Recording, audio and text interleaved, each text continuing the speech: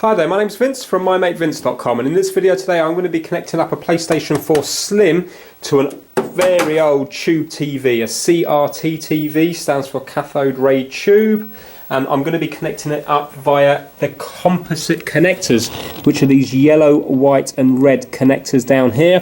Now resolution wise that's going to be about 480p, so the picture is not going to be great, but it is still playable. Now a lot of people think that you can't use these old TVs on newer equipment because there is only the HDMI output at the back. So if you were to have a look at the back, there is only one output, and that is the HDMI. And obviously this TV, HDMI wasn't even around when this TV was around.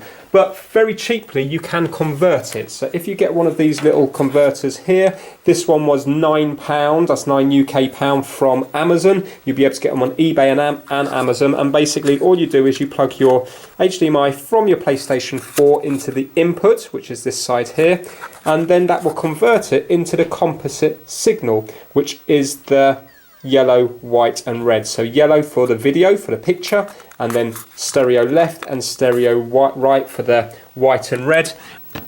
And then on your TV you need to find out which one is your composite. So on this TV it's on the front because this is a UK one.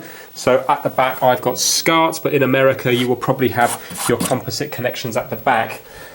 Now let's get it connected up and see how easy or hard it is to do. Now with this one here, for £9 you get the little converter, and you also just get a little power cable as well. Now the power cable is a USB to mini USB, not a micro but a mini USB. And if you have a look at the switch here, that's where you plug the power cable into, USB power, and it's PAL and NTSC. Now this is the UK, so this TV is going to be a PAL. In other parts of the world, like America, you will probably be NTSC. I can flick it between the two and I don't really notice much difference in this country, but I'm going to leave it on PAL because the TV is PAL. Right, let's get it connected up.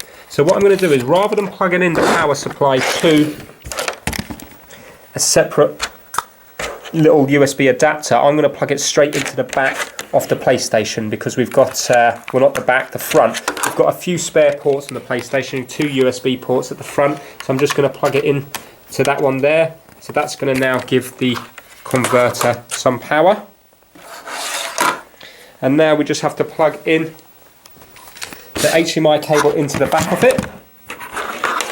So this is from the back of the PlayStation, and I'm going to plug it into the input like so.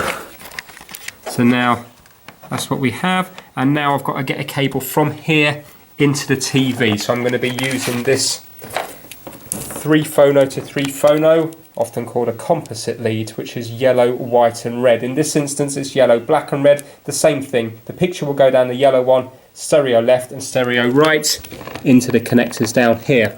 Now I've used a 10-meter lead here just to prove the point that it does work over a long distance. Now with digital, the signal will be the same no matter what the cable is. If you've got a 1-meter cheap cable or a 1-meter good cable, as long as it's working, as long as you get a picture up on screen, then it's going to be work just as well as each other. But with analog, from here into the TV it's going to be analog. So if you find that the picture isn't as you expect, then get a better quality lead, because with the analog picture, the better the lead, the better the picture. But again, over a short distance, like in this instance here, you're only going to need 50 centimeters to get to here from here. So whether you use a cheap lead or a good lead, is there going to be much difference over 50 centimeters? It is unlikely. But in this instance, I've just grabbed a 10-meter lead just to prove the point that it does work over a great distance. So let's plug this in. So we're going to be plugging in the yellow to yellow. In this instance I'm plugging black into white, but you probably will be doing white to white, and red to red. So that's that side connected. And now we need to do the TV. Again, yellow to yellow, black to white and red to red, like so. So basically that's it set up, really straightforward. So just the HDMI from the back of the PlayStation 4 as the input, so digital input, power supply to give it power, and then analog output into the TV. So what we have to do now is we have to select the correct input. Now with my eyes I can't see these black markings that's moving. As you can see, when I move the video camera up and down, I'm getting weird black markings going up and down the screen. So with my eyes, I can't actually see that. It's something to do with the way it's being filmed. So what I need to do is I need to go to, on this remote control, it's TV AV. So I'm going to go to AV and it brings up this setting here. Now I'm plugged into AV3 down there. So I'm going to have to go to where it says AV3. Now it says AV3/S, that's because there is an old S-Video connection here as well, but there is no S-Video connection here, it's purely composite. So I'm just going to go to the normal AV, and there you go, you can see straight away that the picture has come up.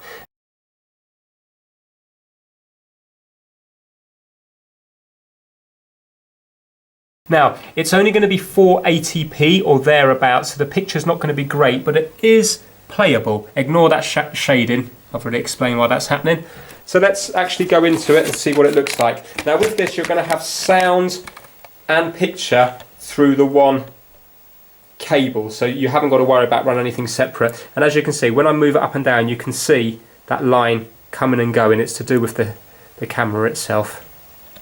Right, okay, so let's go into this game here, and if you have a look, you see, it's very responsive when you're using it on an old CRT TV.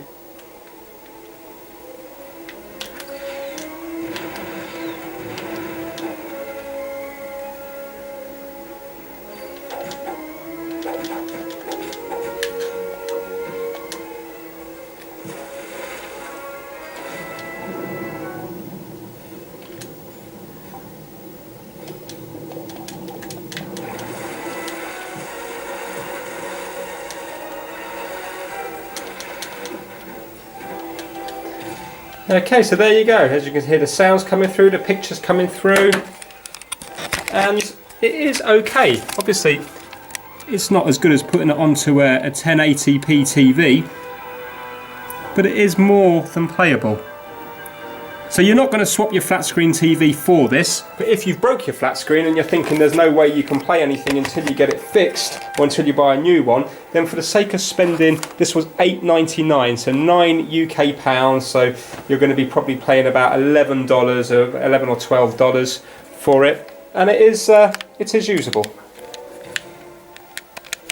Right, I hope you enjoyed the video. Please give it a thumbs up if it's helped you out, and please subscribe for more how-to videos. If you're interested in the make of this particular one was an AKL. I'm sure they all come out of the same factory and they just have different branding on them. So I just went for the cheapest one that I could find that Amazon did on Prime. So you probably will get it a bit less if you go via eBay.